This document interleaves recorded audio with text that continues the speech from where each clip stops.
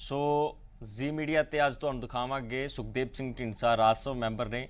ਸੋ ਉਹਨਾਂ ਨਾਲ ਗੱਲਬਾਤ ਕੀਤੀ ਹੈ ਸਾਡੇ ਐਸੋਸੀਏਟ ਐਡੀਟਰ ਜਗਦੀਪ ਸਿੰਘ ਸੰਧੂ ਜੀ ਨੇ। ਸੋ ਸੁਖਦੇਵ ਸਿੰਘ ਢੀਂਡਸਾ ਉਹ ਸਿਆਸਤਦਾਨ ਨੇ ਜਿਨ੍ਹਾਂ ਨੇ ਤਲਖ ਭਰੇ ਬਿਆਨ ਲਗਾਤਾਰ ਸ਼੍ਰੋਮਣੀ ਅਕਾਲੀ ਦਲ ਦੀ ਕਾਰਜ ਪ੍ਰਣਾਲੀ ਤੇ ਚੁੱਕੇ। ਸੋ ਕਈ ਤਰ੍ਹਾਂ ਦੇ ਜੋ ਸਵਾਲ ਸੀ ਸੁਖਦੇਵ ਸਿੰਘ ਢੀਂਡਸਾ ਦੇ ਵੱਲੋਂ ਚੁੱਕੇ ਗਏ। ਆਓ ਤੁਹਾਨੂੰ ਇੰਟਰਵਿਊ ਸੁਣਾ ਦਿੰਦੇ ਹਾਂ।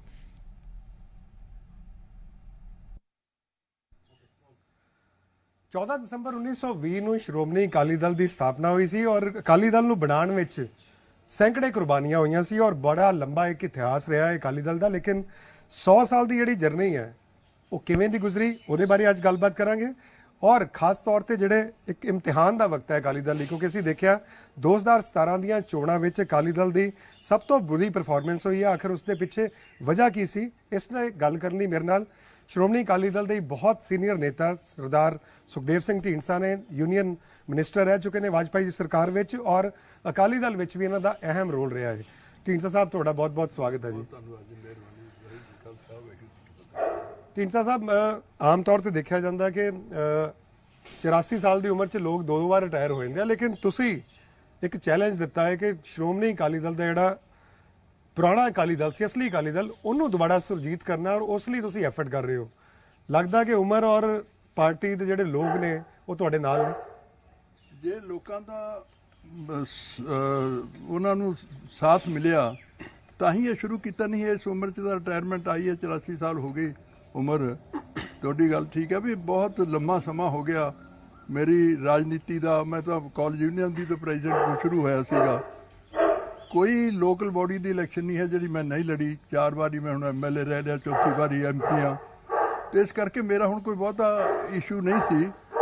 ਪਰ ਮਜਬੂਰਨ ਜਦੋਂ ਇਹ ਹੋਇਆ ਕਿ ਪਾਰਟੀ, ਜਿਸ ਪਾਰਟੀ ਲਈ ਇੰਨੀਆਂ ਕੁਰਬਾਨੀਆਂ ਹੋਈਆਂ, ਜਿਸ ਪਾਰਟੀ ਨੂੰ ਬਣਾਉਣ ਲਈ ਬਹੁਤ ਵੱਡੇ ਵੱਡੇ ਲੋਕਾਂ ਨੇ ਕੁਰਬਾਨੀਆਂ ਕੀਤੀਆਂ, ਔਰ ਉਸ ਪਾਰਟੀ ਦਾ ਜਦੋਂ ਇੰਨਾ ਹੇਠਾਂ ਗ੍ਰਾਫ ਗਿਰ ਜਾਏ ਤੇ ਉਹਦੇ ਲਈ ਕੋਈ ਧਿਆਨ ਨਾ ਦਿੱਤਾ ਜਾਏ ਔਰ ਉਹਦੇ ਲਈ ਪ੍ਰਧਾਨ ਰਿਜ਼ਾਈਨ ਵੀ ਨਾ ਕਰੇ, ਤੇ ਫਿਰ ਮਨ ਕਰਿਆ ਕਿ ਆਫਟਰ ਆਲ ਕਦੇ ਤਾਂ ਲੋਕ ਜਿਹੜੀ ਆਉਣ ਵਾਲੀ ਸਾਡੀ ਜਨਰੇਸ਼ਨ ਹੈ ਉਹਨੇ ਸੋਚਣਾ ਹੈ ਕਿ ਕੀ ਕੋਈ ਵੀ ਐਸਾ ਇਨਸਾਨ ਨਹੀਂ ਸੀ ਅਕਾਲੀ ਦਲ 'ਚ। ਜਦੋਂ ਪੰਜਾਬ ਅਕਾਲੀ ਦਲ ਦਾ ਬੁਰਾ ਹਾਲ ਹੋ ਰਿਹਾ ਸੀ ਕੋਈ ਨਹੀਂ ਬੋਲਿਆ। ਇਸ ਕਰਕੇ ਅੱਜ ਲੋਕ ਤਾਂ ਸਾਰੇ ਦੁਖੀ ਨੇ, ਲੇਕਿਨ ਕੋਈ ਉੱਠਿਆ ਨਹੀਂ ਸੀ। ਹੁਣ ਬਹੁਤ ਲੋਕ ਨਾਲ ਸਾਥ ਦੇਣ ਨੂੰ ਤਿਆਰ ਨੇ। ਹੁਣ ਕੱਲ੍ਹ ਤੋਂ ਮੈਂ ਫਿਰ ਜਾ ਰਿਹਾ। ਪਹਿਲਾਂ ਲੋਕਡਾਊਨ ਕਰਕੇ ਹੋ ਗਿਆ ਸੀ ਢਿੱਲਾ ਕੰਮ, ਤੇ ਲੇਕਿਨ ਕੱਲ੍ਹ ਤੋਂ ਜਾ ਰਿਹਾ। 3-4 ਜਗ੍ਹਾ ਤੇ ਬੜੇ ਚੰਗੇ ਇੰਪੋਰਟੈਂਟ ਬੰਦੇ ਜੁਆਇਨ ਕਰ ਰਹੇ ਨੇ ਔਰ ਲੋਕਾਂ ਦੇ ਬਹੁਤ ਵੱਡੇ ਆ ਰਹੇ ਨੇ ਸਾਡੇ ਕੋਲੇ ਸੁਨੇਹੇ ਕਿ ਅਸੀਂ ਵੀ ਤੁਹਾਨੂੰ ਜੁਆਇਨ ਕਰਨ ਨੂੰ ਚਾਹੁੰਦੇ ਹਾਂ। ਪਰ ਕਿਉਂਕਿ ਅਜੇ ਤੱਕ ਥੋੜ੍ਹਾ ਜਿਹਾ ਡਰ ਹੈ ਤਾਂ ਉਸ ਕਰਕੇ ਥੋੜ੍ਹਾ ਜਿਹਾ ਹੁਣ ਢਿੱਲਾ ਕੀਤਾ ਹੋਇਆ ਕੰਮ। ਪਰ ਫਿਰ ਵੀ 4 ਦਿਨਾਂ ਪੂਰਾ ਹਫ਼ਤਾ ਮੈਂ ਜਾ ਰਿਹਾ। ਢੀਂਡਸਾ ਸਾਹਿਬ, ਕਿੰਨਾ ਔਖਾ ਡਿਸੀਜਨ ਸੀਗਾ। 50 ਸਾਲ ਤੁਸੀਂ ਅਕਾਲੀ ਦਲ ਦੇ ਵਿੱਚ ਰਹੇ ਹੋ ਔਰ ਅਜਿਹਾ ਕਿਹਾ ਜਾਂਦਾ ਸੀ ਕਿ ਅਕਾਲੀ ਦਲ ਦੇ ਵਿੱਚ ਹਾਲ ਫਿਲਹਾਲ ਦੇ ਜਿਹੜੇ 25-30 ਸਾਲ ਸੀ, ਜੋ ਵੱਡੇ ਡਿਸੀਜਨ ਹੁੰਦੇ ਸੀ ਸਰਦਾਰ ਪ੍ਰਕਾਸ਼ ਸਿੰਘ ਬਾਦਲ, ਬਲਵਿੰਦਰ ਸਿੰਘ ਭੁੰਦੜ ਔਰ ਸੁਖਦੇਵ ਸਿੰਘ ਢੀਂਡਸਾ ਦੀ ਬਿਨਾਂ ਕੋਈ ਨਹੀਂ ਸੀ ਹੁੰਦੇ। ਮਤਲਬ ਪਾਰਟੀ ਨੂੰ ਤੁਸੀਂ ਸੇਧ ਦਿੰਦੇ ਸੀ। ਕਿੱਡਾ ਔਖਾ ਡਿਸੀਜਨ ਸੀਗਾ ਕਿ ਇਸ ਉਮਰ ਦੇ ਪੜਾਅ ਦੇ ਵਿੱਚ ਆਪਣੀ ਮਾਂ ਪਾਰਟੀ ਨੂੰ ਛੱਡਣਾ। ਜਿਹੜਾ ਦੇਖੋ, ਸਰਦਾਰ ਪ੍ਰਕਾਸ਼ ਸਿੰਘ ਬਾਦਲ ਨੂੰ ਵੀ ਅਸੀਂ, ਮੈਂ ਤਾਂ ਕਿਹਾ ਸੀ, ਮੈਂ ਕਿਹਾ ਉਹਨਾਂ ਦੀ ਕੁਦਰਤੀ ਆ, ਜਿੰਨਾ ਕੁਛ ਉਹਨਾਂ ਦਾ ਸੀ ਉਹਨੇ ਸਾਰਾ ਕੁਛ ਆਪਦੇ ਸਿਰਫ ਪੁੱਤਰ ਮੋਹ ਵਿੱਚ ਸਾਰਾ ਕੁਛ ਤਬਾਹ ਕਰ ਲਿਆ। ਮੈਂ ਸਮਝਦਾ ਕਿ ਸਰਦਾਰ ਪ੍ਰਕਾਸ਼ ਸਿੰਘ ਬਾਦਲ ਨੂੰ ਆਪ ਸੋਚਣਾ ਚਾਹੀਦਾ ਸੀ ਕਿ ਇਸ ਤਰ੍ਹਾਂ ਦੀ ਹਾਲਾਤ ਹੋ ਰਹੇ ਨੇ, ਇਹਨੂੰ ਕੋਈ ਨਾ ਕੋਈ ਤਰੀਕੇ ਨਾਲ ਸੁਲਝਾਇਆ ਜਾਵੇ। ਪਰ ਨਹੀਂ ਸੁਲਝਾਏ, ਫਿਰ ਹੋਰ ਕੋਈ ਰਸਤਾ ਨਹੀਂ ਸੀ। ਤੇ ਜਦੋਂ ਫਿਰ ਬਾਦਲ ਸਾਹਿਬ ਨੇ ਫੈਸਲਾ ਹੀ ਕਰ ਲਿਆ ਕਿ ਭਾਵੇਂ ਸਾਰੀ ਪਾਰਟੀ ਕਿਧਰ ਚਲੀ ਜਾਵੇ, ਲੇਕਿਨ ਮੈਂ ਸੁਖਬੀਰ ਨੂੰ ਹੀ ਪ੍ਰਧਾਨ ਨੂੰ ਰੱਖਣਾ। ਇਸ ਪ੍ਰਧਾਨ ਸੁਖਬੀਰ ਬਾਦਲ ਨੂੰ ਜਦੋਂ ਬਣਾਉਣਾ ਸੀਗਾ, ਤੁਸੀਂ ਸੀਗੇ ਜਾਂ ਬ੍ਰਹਮਪੁਰਾ ਸਾਹਿਬ ਸੀਗੇ, ਤੁਸੀਂ ਨੋਮੀਨੇਟ ਕੀਤਾ ਸੀ ਇਹਨਾਂ ਨੂੰ। ਔਰ ਲੱਗਦਾ ਹੈ ਕਿ ਬਹੁਤ ਵੱਡੀ ਗਲਤੀ ਹੋਈ ਸੀ ਉਦੋਂ, ਕਿਉਂਕਿ 2 ਸੀਨੀਅਰ ਪਾਰਟੀ ਦੇ ਨੇਤਾ ਹੋਣ ਔਰ ਦੋਨੋਂ ਹੀ ਜਿਹੜੇ ਆ ਉਹ ਸਰਦਾਰ ਸੁਖਬੀਰ ਸਿੰਘ ਬਾਦਲ ਦਾ ਨਾਮ ਲੈਂਦੇ ਆ। ਫਿਰ ਹੁਣ ਕੀ ਕਮੀ ਹੋ ਗਈ ਇੱਕਦਮ ਕਿ ਐਡਾ ਵੱਡਾ ਤੁਸੀਂ ਜਿਹੜਾ ਕਦਮ ਚੁੱਕਿਆ? ਔਰ ਉਦੋਂ ਸਰਦਾਰ ਪ੍ਰਕਾਸ਼ ਸਿੰਘ ਬਾਦਲ ਨੇ ਸਾਨੂੰ ਕਿਹਾ ਕਿ ਅਸੀਂ ਕਿਹਾ ਵੀ ਸਾਡਾ ਤਾਂ ਹੁਣ ਕੋਈ ਬਹੁਤੀ ਵੱਡੀ ਉਮਰ ਹੋ ਗਈ ਸਾਰਿਆਂ ਦੀ। ਉਹ ਕਹਿੰਦੇ ਮੈਂ ਵੀ ਰਿਟਾਇਰਮੈਂਟ 'ਤੇ ਹਾਂ, ਤੁਸੀਂ ਜੇ ਇਹਨੂੰ ਬੜਾ ਮੌਕਾ ਦੇ ਸਕਦੇ ਹੋ ਇੱਕ ਵਾਰੀ ਤਾਂ ਦੇ ਦਿਓ। ਅਸੀਂ ਕਹਿ ਤਾ ਚਲੋ ਠੀਕ ਹੈ। ਦੇ ਦਿੰਦੇ ਮੌਕਾ। 5 ਸਾਲ ਉਹਨੇ ਪਹਿਲੀ ਇਲੈਕਸ਼ਨ ਉਹਨੇ ਲੜੀ ਵੀ ਠੀਕ, ਇਹਦੇ 'ਚ ਕੋਈ ਦੋ ਰਾਹ ਨਹੀਂ, ਪਰ ਦੂਸਰੇ 5 ਸਾਲ ਜਿਹੜੀ ਇਲੈਕਸ਼ਨ ਆਈ ਹੈ ਜੋ ਬੁਰੀ ਹਾਲਤ ਹੋਈ ਤੇ ਜਿਸ ਤਰ੍ਹਾਂ ਦੇ ਉਹਦੇ ਐਕਸ਼ਨ ਹੋਏ, ਜਿਸ ਤਰ੍ਹਾਂ ਦੇ ਉਹਨੇ ਹਾਲਾਤ ਪੈਦਾ ਕੀਤੇ ਹੈ, ਉਹ ਤਾਂ ਫਿਰ ਹਰੇਕ ਅਕਾਲੀ ਦੁਖੀ ਸੀ, ਇਸ ਕਰਕੇ ਛੱਡਣਾ ਪੈ ਗਿਆ। ਢੀਂਡਸਾ ਸਾਹਿਬ ਟਾਈਮਿੰਗ ਤੇ ਬੜਾ ਸਵਾਲ ਉੱਠਿਆ। 2017 ਦੀ ਇਲੈਕਸ਼ਨ ਜਿਹੜੀ ਹੈ ਅਕਾਲੀ ਦਲ ਨੇ ਦੁਬਾਰਾ ਹਿਸਟਰੀ ਬਣਾਈ ਸੀ, 65 ਸਾਲ ਦੀ ਇੱਕ ਪਰੰਪਰਾ ਤੋੜੀ ਸੀ ਕਿ ਕੋਈ ਪਾਰਟੀ ਰਿਪੀਟ ਨਹੀਂ ਸੀ ਹੁੰਦੀ। 5 ਸਾਲ ਜਿਹੜੀ ਹੈ ਸਰਕਾਰ ਕੀ ਕਮੀਆਂ ਰਹਿ ਗਈਆਂ ਇੱਕਦਮ ਕਿ ਹੌਲੀ ਹੌਲੀ ਜਿਹੜੇ ਨੇਤਾ ਨੇ, ਵੱਡੇ ਨੇਤਾ ਨੇ, ਉਹ ਛੱਡ ਕੇ ਚਲੇ ਗਏ। ਔਰ ਬਹੁਤ ਸਾਰੇ ਲੋਕ ਕਹਿੰਦੇ ਆ ਕਿ ਜਦੋਂ ਮਲਾਈ ਖਾਨ ਦਾ ਵਕਤ ਸੀ ਉਦੋਂ ਢੀਂਡਸਾ ਪਰਿਵਾਰ ਅਕਾਲੀ ਦਲ ਦੇ ਨਾਲ ਰਿਹਾ ਸੀ, ਲੇਕਿਨ ਜਦੋਂ ਮੁਸ਼ਕਲ ਆਈ ਹੈ ਪਾਰਟੀ ਨੂੰ ਉਦੋਂ ਢੀਂਡਸਾ ਪਰਿਵਾਰ ਜਿਹੜਾ ਪਾਰਟੀ ਨੂੰ ਛੱਡ ਗਏ। ਨਹੀਂ, ਐਸੀ ਗੱਲ ਨਹੀਂ ਹੈ। ਦੇਖੋ ਪਹਿਲੇ 5 ਸਾਲ ਅਸੀਂ ਵੀ ਸਾਰਿਆਂ ਨੇ ਸੁਖਬੀਰ ਨੂੰ ਪ੍ਰਧਾਨਗੀ ਤੋਂ ਬਾਅਦ ਵਧਾਈਆਂ ਵੀ ਦਿੱਤੀਆਂ ਕਿ ਸਰਕਾਰ ਦੁਬਾਰਾ ਰਿਵਾਈਵ ਹੋਈ ਹੈ, ਲੇਕਿਨ ਹਾਲਾਤ ਐਸੇ ਹੋ ਗਏ ਕਿ ਪਿਛਲੀ ਵਾਰ ਜਦੋਂ ਹਾਰ ਗਏ ਤੇ ਅਸੀਂ ਕਿਹਾ ਵੀ ਸਰ ਸੁਖਬੀਰ ਸਿੰਘ ਬਾਦਲ ਨੂੰ ਕਿ ਤੁਸੀਂ ਰਿਜ਼ਾਈਨ ਕਰ ਦਿਓ, ਪਾਰਟੀ ਹਮੇਸ਼ਾ ਕਰਦੀ ਹੈ ਬੁਰੀ ਤਰ੍ਹਾਂ ਹਾਰ ਜਾਂਦੀ ਹੈ। ਤੇ ਅਸੀਂ ਬਲਕਿ ਇੱਥੋਂ ਤੱਕ ਮੈਂ ਸੁਝਾਅ ਦਿੱਤਾ ਜਿਹਦੀ ਪ੍ਰੋੜਤਾ ਵੀ ਬਰਨਪੁਰਾ ਜੀ ਨੇ ਕੀਤੀ ਕਿ ਬਾਦਲ ਸਾਹਿਬ ਨੂੰ ਅਸੀਂ ਪ੍ਰਧਾਨ ਬਣਾ ਰਹੇ ਹਾਂ, ਲੇਕਿਨ ਉਹ ਨਹੀਂ ਮੰਨਿਆ। ਉਹਨੇ ਕਿਹਾ ਨਹੀਂ ਮੈਂ ਨਹੀਂ ਕਹਿੰਦਾ, ਤੇ ਉਹਨੇ ਇਸ ਗੱਲ ਤੇ ਆਇਆ ਹੀ ਨਹੀਂ ਹੈ ਉਹ, ਤੇ ਇਸ ਕਰਕੇ ਛੱਡਣਾ ਪੈ ਗਿਆ ਸਾਨੂੰ। ਨਹੀਂ, ਲੇਕਿਨ ਪਾਰਟੀ ਜਿਹੜੀ ਹੈ ਉਹਦੇ ਉੱਪਰ ਬੜੀ ਵੱਡੀਆਂ ਭੀੜਾਂ ਆਈਆਂ ਕਿਉਂਕਿ ਅਸੀਂ ਦੇਖਿਆ ਬਰਗਾੜੀ ਕਾਂਡ ਹੋਇਆ, ਉਸ ਕਰਕੇ ਤੁਹਾਡਾ ਜਿਹੜਾ ਕੋਰ ਵੋਟਰ ਸੀਗਾ, ਜਿਹੜਾ ਪੰਥਕ ਵੋਟ ਸੀ, ਉਹ ਬਹੁਤ ਦੂਰ ਚਲਾ ਗਿਆ ਸੀ ਬਰਗਾੜੀ ਕਰਕੇ। ਔਰ ਉਸ ਤੋਂ ਬਾਅਦ ਜਿਹੜਾ ਹੋਰ ਜਿਹੜਾ ਸਿਰਸੇ ਵਾਲਿਆਂ ਨੂੰ ਮਾਫੀ ਦੇਣ ਦੀ ਗੱਲ ਆਈ ਸੀ, ਉਦੋਂ ਵੀ ਬਹੁਤ ਸਾਰਾ ਜਿਹੜਾ ਤੁਹਾਡਾ ਕੋਰ ਵੋਟਰ ਸੀ ਉਹ ਨਾਰਾਜ਼ ਸੀਗਾ ਕਿ ਆਖਿਰ ਕੀ ਮਜਬੂਰੀ ਬਣ ਗਈ ਹੈ, ਕਿ ਵੋਟਾਂ ਦੀ ਮਜਬੂਰੀ ਸੀ ਕਿ ਰਾਤੋਂ ਰਾਤ ਜਿਹੜਾ ਡੇਰਾ ਸਾਹਿਬ ਹੈ ਜਿਸ ਬਾਰੇ ਇੰਨਾ ਬੁਰਾ ਉਹ ਸਿੱਖ ਧਰਮ ਬਾਰੇ ਬੋਲਦਾ ਸੀਗਾ, ਉਹਨੂੰ ਮਾਫੀ ਦੇਣ ਦੀ ਗੱਲ ਹੋ ਗਈ? ਹੋਈ ਜੀ, ਅਸੀਂ ਪਾਰਟੀ 'ਚ ਬੈਠ ਕੇ ਇਹਦੀ ਕੀਤੀ। ਸਾਡੇ ਯਾਦ ਹੈ ਕਿ ਇਹਨੇ ਇਕੱਲੇ ਨੇ, ਸੁਖਬੀਰ ਨੇ ਉਹਦਾ ਫੈਸਲਾ ਕਰ ਲਿਆ ਜਥੇਦਾਰਾਂ ਨੇ ਬੈਠ ਕੇ, ਤੇ ਸਾਨੂੰ ਬਿਲਕੁਲ ਨਹੀਂ ਕਿਸੇ ਨੂੰ ਪੁੱਛਿਆ। ਤੇ ਜਦੋਂ ਅਸੀਂ ਕਿਹਾ ਵੀ ਇਹ ਗੱਲ ਕੀ ਹੋਈ ਹੈ, ਤੇ ਉਦੋਂ ਫਿਰ ਉਹਨਾਂ ਨੇ ਇਹ ਗੱਲ ਸ਼ੁਰੂ ਕਰ ਦਿੱਤੀ। ਅਸੀਂ ਕਿਹਾ ਵੀ ਸਾਨੂੰ ਇਹ ਮਨਜ਼ੂਰ ਨਹੀਂ ਹੈ। ਪਿਛਲੀ ਉਹ ਕੋਰ ਕਮੇਟੀ ਜਿਹੜੀ ਅਖੀਰਲੀ ਕੋਰ ਕਮੇਟੀ 'ਚ ਅਸੀਂ ਸੀਗੇ, ਤਾਂ ਉਹਦੇ 'ਚ ਆਇਆ ਕਿ ਬਰਨਪੁਰੇ ਗਰੇਵਾਲ ਨੇ ਕਿਹਾ ਕਿ ਜੀ ਕਈ ਲੋਕ ਖਿਲਾਫ ਦਿੰਦੇ ਨੇ ਪਾਰਟੀ ਦੇ ਤੇ ਡਿਸਪਲਿਨ ਭੰਗ ਹੁੰਦਾ ਹੈ। ਤੇ ਬਰਨਪੁਰਾ ਜੀ ਨੇ ਕਿਹਾ ਕਿ ਮੈਂ ਬਾਹਰ ਗਿਆ ਸੀ, ਮੈਨੂੰ ਸਟੇਟਮੈਂਟ ਦਿੱਤੀ, ਮੈਂ ਕਿਹਾ ਵੀ ਜਿਹੜਾ ਸਰਸੇ ਵਾਲਾ ਫੈਸਲਾ ਸੀ ਗਲਤ ਸੀ, ਮੈਂ ਹੁਣ ਵੀ ਕਹਿੰਦਾ ਗਲਤ ਹੈ। ਤੇ ਮੈਨੂੰ ਕਹਿੰਦੇ ਦੂਜੀ ਮੈਂ ਦਿੱਤੀ ਸੀ, ਮੈਂ ਟੀਵੀ ਤੇ ਮੈਂ ਵੀ ਇਹੀ ਕਿਹਾ ਸੀ ਕਿ ਫੈਸਲਾ ਗਲਤ ਸੀ ਕਿਉਂਕਿ ਸਾਨੂੰ ਤਾਂ ਪੁੱਛਿਆ ਨਹੀਂ ਕਿਸੇ ਨੇ। ਤੇ ਮੈਂ ਅੱਜ ਵੀ ਕਹਿਣਾ ਵੀ ਹਾਂ ਸਾਡਾ ਇਹ ਫੈਸਲਾ ਗਲਤ ਸੀ, ਤੇ ਅਸੀਂ ਓਪਨਲੀ ਗੱਲ ਕਰਕੇ ਫਿਰ ਨਿਕਲੇ। ਉਸ ਤੋਂ ਬਾਅਦ ਢੀਂਡਸਾ ਸਾਹਿਬ, ਪੰਜਾਬ ਦੀ ਸਿਆਸਤ ਵਿੱਚ ਡੇਰੇ ਦਾ ਬੜਾ ਇੱਕ ਅਹਿਮ ਰੋਲ ਰਿਹਾ ਹੈ। ਕੋਈ ਵੀ ਪੋਲੀਟੀਕਲ ਪਾਰਟੀ, ਭਾਵੇਂ ਤੁਹਾਡੇ ਅਕਾਲੀ ਦਲ ਸੀ ਜਾਂ ਕਾਂਗਰਸ ਸੀ ਜਾਂ ਹੋਰ ਪਾਰਟੀਆਂ ਨੇ, ਉਹ ਜਾ ਕੇ ਡੇਰਾ ਸਾਹਿਬ ਦੇ ਮੱਥਾ ਟੇਕਦੇ ਰਹੇ ਆ, ਉੱਥੋਂ ਵੋਟਾਂ ਮੰਗਣ ਜਾਂਦੇ ਸੀ। ਉਦੋਂ ਕਿਉਂ ਨਹੀਂ ਆਵਾਜ਼ ਉਠਾਈ ਗਈ? ਫਿਰ ਆਵਾਜ਼ ਉਠਾਈ ਅਸੀਂ ਕਿਹਾ, ਮੈਨੂੰ ਬਾਦਲ ਸਾਹਿਬ ਨੇ ਪੁੱਛਿਆ ਕਿ ਇਹਦਾ ਕੋਈ ਇਹ ਨਹੀਂ ਹੈ ਕਿ ਮਾਫੀ ਨਹੀਂ ਉੱਥੋਂ ਕਿਸੇ ਨੂੰ ਹੋ ਸਕਦੀ। ਮਾਫ ਤਾਂ ਬੜੇ ਗੁਨਾਹ ਵਾਲੇ ਹੋਏ ਨੇ, ਲੇਕਿਨ ਪਹਿਲਾਂ ਤੁਹਾਨੂੰ ਸਾਰੀਆਂ ਸਿੰਘ ਸਭਾਵਾਂ ਤੇ ਸਾਡੇ ਜਿਹੜੀਆਂ ਜਥੇਬੰਦੀਆਂ ਨੇ, ਨਿਹੰਗ ਸਿੰਘ ਨੇ, ਦੂਜੇ ਗੁਰੂ ਘਰਾਂ ਦੇ ਵੱਡੇ ਨੇ, ਉਹਨਾਂ ਨੂੰ ਬੁਲਾ ਕੇ ਮੀਟਿੰਗ ਕਰਕੇ ਤੇ ਉਹਨਾਂ ਪੁੱਛਿਆ ਸੀ ਵੀ ਇੱਥੋਂ ਤੱਕ ਉਹ ਮਾਫੀ ਮੰਗਦਾ ਤੇ ਦੱਸੋ ਤੁਹਾਨੂੰ ਮਨਜ਼ੂਰ ਹੈ। ਅਗਰ ਉਹਨਾਂ ਨੂੰ ਮਨਜ਼ੂਰ ਹੁੰਦੀ ਮਾਫੀ ਦੇਣ ਤੇ ਸਾਨੂੰ ਕੋਈ ਇਤਰਾਜ਼ ਨਹੀਂ। ਬਹਰਹਾਲ ਸ਼ਾਇਦ ਇਹ ਪਹਿਲਾ ਮੌਕਾ ਸੀ ਕਿ ਜਿਹੜਾ ਗੁਨਾਹਗਾਰ ਹੈ ਉਹ ਸ਼੍ਰੀ ਅਕਾਲ ਤਖਤ ਸਾਹਿਬ ਤੇ ਪੇਸ਼ ਨਹੀਂ ਹੋਇਆ, ਔਰ ਉਹਨੂੰ ਮਾਫੀ ਦੇਣ ਲਈ ਮਤਲਬ ਅਕਾਲ ਤਖਤ ਸਾਹਿਬ ਦੇ ਜਥੇਦਾਰ ਇੰਨੇ ਤਤਪਰ ਸੀਗੇ, ਉਹਨੂੰ ਘਰ ਜਾ ਕੇ ਮਾਫੀ ਦੇਣ ਨੂੰ ਤਿਆਰ ਹੋ ਗਏ ਸੀ ਜੋ ਲੈਟਰ ਆਈ ਸੀਗੀ। ਕਿੰਨਾ ਗਲਤ ਮੰਨਦੇ ਹੋ ਇਸ ਚੀਜ਼ ਨੂੰ? ਬਿਲਕੁਲ ਗਲਤ ਸੀ। ਮੈਂ ਤਾਂ ਆਪ ਕਹਿੰਦਾ ਵੀ ਆ ਕੇ ਉਹਨਾਂ ਨੇ ਇਵਨ ਜੋ ਸਾਨੂੰ ਦੱਸਿਆ ਗਿਆ ਕਿ ਡਿਪਟੀ ਚੀਫ ਮਿਨਿਸਟਰ ਦੀ ਕੋਠੀ ਆ ਕੇ ਉਹਨਾਂ ਨੇ ਫੈਸਲਾ ਕੀਤਾ ਸਿੰਘ ਸਭਾ ਨੇ, ਕਿਸੇ ਨੂੰ ਨਹੀਂ ਪਤਾ ਸੀ। ਕੁਝ ਫਿਲਮ ਐਕਟਰਾਂ ਦਾ ਵੀ ਨਾਂ ਆਇਆ ਸੀ ਕਿ ਉਹ ਫੈਸਿਲਿਟੇਟ ਕਰ ਰਹੇ, ਲੇਕਿਨ ਸਾਨੂੰ ਕਿਸੇ ਨੂੰ ਨਹੀਂ ਪਤਾ ਸੀ, ਕਿਸੇ ਨੂੰ ਕੌਨਫੀਡੈਂਸ ਨਹੀਂ ਲਿਆ, ਕਿਸੇ ਨੂੰ ਵੀ। ਇਵਨ ਬਾਦਲ ਸਾਹਿਬ ਨੇ ਪੁੱਛਿਆ ਮੈਂ ਤੁਹਾਨੂੰ ਕੌਨਫੀਡੈਂਸ ਲਿਆ ਸੀ, ਕਹਿੰਦੇ ਪਹਿਲਾਂ ਗੱਲ ਕੀਤੀ ਸੀ ਹੁਣ ਨਹੀਂ ਕੀਤੀ। ਹੁਣ ਤੁਸੀਂ ਦੱਸੋ, ਜੇ ਬਾਦਲ ਸਾਹਿਬ ਐਜ਼ ਮੁੱਖ ਮੰਤਰੀ ਇਹ ਕਹਿ ਸਕਦੇ ਪ੍ਰਧਾਨ ਵੀ ਮੈਨੂੰ ਨਹੀਂ ਪੁੱਛਿਆ, ਤੇ ਹੋਰ ਕਿਹਨੂੰ ਪੁੱਛਣਾ ਸੀ ਉਹਨਾਂ ਨੇ? ਤੇ ਕੀ ਲੱਗਦਾ ਹੈ ਪਾਰਟੀ ਵਿੱਚ ਪਹਿਲਾਂ ਕਹਿੰਦੇ ਸੀ ਵੀ ਤੁਸੀਂ ਤਿੰਨ ਜਿਹੜੇ ਸੀਨੀਅਰ ਨੇਤਾ ਸੀ ਪਾਰਟੀ ਡਿਸਾਈਡ ਕਰਦੇ ਸੀ ਪਾਰਟੀ 'ਚ ਕੀ ਡਿਸੀਜਨ ਲੈਣੇ ਆ ਜਾਂ ਕੋਈ ਵੀ ਰਣਨੀਤੀ ਬਣਾਉਂਦੇ ਸੀ, ਹੁਣ ਕੌਣ ਲੋਕ ਨੇ ਜਿਹੜੇ ਸ਼੍ਰੋਮਣੀ ਅਕਾਲੀ ਦਲ ਦੇ ਵਿੱਚ ਜਿਹੜੇ ਡਿਸੀਜਨ ਲੈ ਰਹੇ ਨੇ, ਜੋ ਵੀ ਪਾਰਟੀ ਦੀ ਰੂਪਰੇਖਾ ਉਹ ਤਿਆਰ ਕਰਦੇ? ਦੇਖੋ, ਸੁਖਬੀਰ ਸਿੰਘ ਬਾਦਲ ਨੇ ਉਹ ਸਾਰਾ ਸਿਸਟਮ ਜੋ ਅਕਾਲੀ ਦਲ ਦਾ ਡੈਮੋਕ੍ਰੇਟਿਕ ਸਿਸਟਮ ਸੀ ਖਤਮ ਕਰਤਾ। ਉਹਦੇ ਕੁਝ ਚਾਰ ਪਾਸੇ 5-7 ਬੰਦੇ ਨੇ ਜਿਹੜੇ ਉਹਦੇ ਜਿਨ੍ਹਾਂ ਨੇ ਸਰਕਾਰ ਵੇਲੇ ਪੈਸਾ ਵੀ ਬੜਾ ਕਮਾਇਆ, ਉਹੀ ਉਹਦੇ ਐਡਵਾਈਜ਼ਰ ਨੇ ਉਹੀ ਉਹਨੂੰ ਸਲਾਹ ਦਿੰਦੇ ਨੇ, ਉਹੀ ਹੈ। ਕਿਸੇ ਸੀਨੀਅਰ ਬੰਦੇ ਦੀ ਕਦੇ ਸੁਖਬੀਰ ਨੇ ਸਲਾਹ ਨਹੀਂ ਲਈ। ਇਸ ਕਰਕੇ ਕੌਣ ਉਸ ਪਾਰਟੀ 'ਚ ਰਹਿ ਸਕਦਾ ਹੈ? ਔਰ ਮੈਂ ਅੱਜ ਇਹ ਵੀ ਕਹਿਣ ਨੂੰ ਤਿਆਰ ਹਾਂ ਕਿ ਵਕਤ ਆਉਣ ਦਿਓ, ਜਿਹੜੇ ਅੱਜ ਉਹਦੇ ਨਾਲ ਖੜੇ ਨੇ ਉਹ ਵੀ ਅੰਦਰੋਂ ਬਹੁਤ ਦੁਖੀ ਨੇ ਕਿ ਪਾਰਟੀ ਨੂੰ ਨਹੀਂ ਚਲਾ ਸਕਦਾ। ਸ਼ਾਇਦ ਬਹੁਤ ਸਾਰੇ ਲੋਕ ਅੰਦਰ ਖਾਤੇ ਤੁਹਾਨੂੰ ਮਿਲ ਵੀ ਰਹੇ ਆ।